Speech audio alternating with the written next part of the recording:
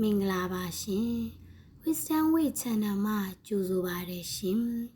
မိတ်ဆွေတို့ဟာကိုခင်ရတဲ့သူချစ်ရတဲ့သူမိဘဆွေမျိုးတွေကိုသတိရတဲ့အခါဘာလုပ်လို့ရှိပါသလဲဒီနေ့မှာတော့ဆရာမခင်နှင်းကြည်သားရဲ့ညီမလေးအတွက်စာစုများစာအုပ်မှာချစ်တဲ့သူကိုသတိရတဲ့အခါဆိုတဲ့ခေါင်းစဉ်လေးကိုဖတ်ပြမှာဖြစ်ပါရရှင်တချွတ်ချွတ်အတန်ကြားလို့တရေ၆တယ်လို့ထင်တဲ့အခါဖျားစာရွတ်ကြမေတ္တာပို့ကြပြီးတော့အမျှဝေပေးလိုက်သာဓုခေါ်ပြီးကျွတ်သွားလိမ့်မယ်ဒါကတော့အားလုံးနားလည်ထားတဲ့လုပ်ငန်းစဉ်လေးပါမေတ္တာပို့တယ်ဆိုတာတေသူတွေမမြင်ရသူတွေကိုသာ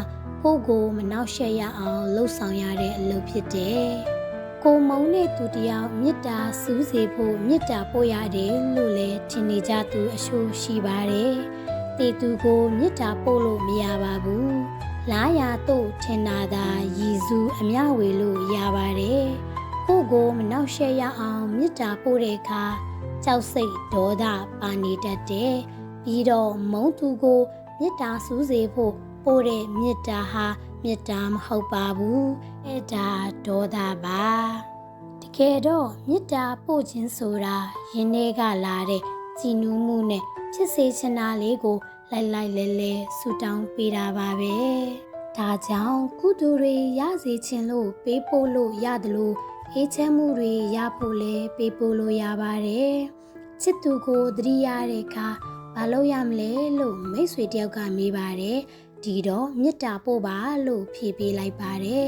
ကိုချစ်တဲ့သူတယောက်အေးချမ်းပါစေဘေးအန္တရာယ်တွေကဝေးပါစေစိတ်မဆင်းရဲပါစေနဲ့ကန္တာဆင်းရဲကိုမခံစားရပါစေနဲ့လုပ်ငန်းတွေအောင်မြင်ပါစေကြံစီတိုင်းဖြစ်ထွန်းပါစေလူမိုက်တွေရန်ကဝေးပါစေသူတော်ကောင်းတွေနဲ့သာဆုံတွေ့ပါစေစတဲ့မေတ္တာတွေပေးပို့လိုက်ပါကဘာပေါ်မှာအမြင့်ဆုံးယင်ဟာစိတ်ဖြစ်သလိုခွန်အားအကြီးဆုံးကလည်းစိတ်ဆွမ်းအင်ပဲဖြစ်ပါတယ်ဒီလိုအမြန်ဆုံးနဲ့စွမ်းအားအကြီးဆုံးစိတ်ကိုအသုံးချပြီးမေတ္တာပို့တဲ့အခါမေတ္တာတရားရဲ့အကျိုးကိုတကယ်ရရှိပါတယ်အရှိရဲ့လို့ဆိုကြရင်မနဲ့လင်းရင်ဖုံးဆက်ရမယ်စာပို့ရမယ်ဂယုဆိုင်ရမယ်လာတွေ့ရမယ်လက်ဆောင်ပို့ရမယ်နေ့စွဲတွေကိုသတိရရမယ်ရည်ရင်သီးခံရမယ်ကုတ်ချရင်ငုံခံရမယ်အိပ်ပျော်ချိန်ထိဖုံးပြောရမယ်အနာဂတ်ကိုကောင်းဆုံးဖန်တီးပေးရမယ်စတဲ့ငါအတွက်ဆိုတဲ့အလိုလောဘတွေနဲ့ပဲဒီဆောင်မိတဲ့အခါပျော်ရွှင်ခြင်းထက်ပူလောင်မှုကိုခံစားရပါတယ်ဒီတော့ချစ်ချင်းမှာမေတ္တာတရားကိုပေါင်းထည့်လိုက်တဲ့အခါတတိယတိုင်းမေတ္တာပို့လွမ်းတိုင်းမေတ္တာပို့သူ့နမည်လေးရွတ်မိတိုင်းမေတ္တာပို့ပေးလိုက်ပါမေတ္တာတရားဆိုတာအပြန်အလှန်အကျိုးပြုတဲ့တတ္တိရှိတာကြောင့်မေတ္တာပို့သူကိုယ်တိုင်အေးချမ်းခြင်းကိုခံစားရပြီးမေတ္တာရရှိသူလည်းအေးချမ်းရပါတယ်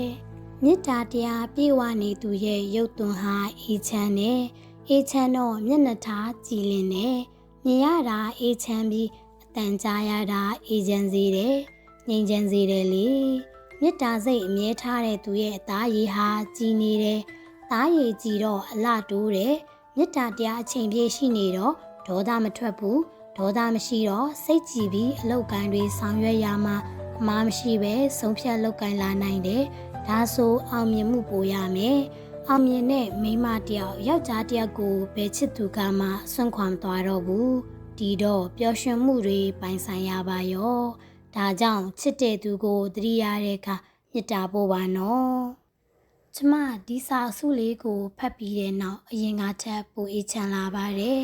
အရင်ကဆိုကိုချစ်တဲ့လူကိုသတိရလို့ဖုံးဆက်တယ်ဖုံးဆက်လို့မကရင်စိတ်တွေကပူလောင်လာရောခုတော့ဘဲချိန်ဘယ်နေရာမှာပဲဖြစ်ဖြစ်ဘသူကိုသတိရမေတ္တာလေးသာပို့ပေးလိုက်ပါတယ်မိတ်ဆွေတို့အားလုံးလည်းသတိရတဲ့အခါမေတ္တာပို့ပေးဖို့မမေ့ပါနဲ့နော်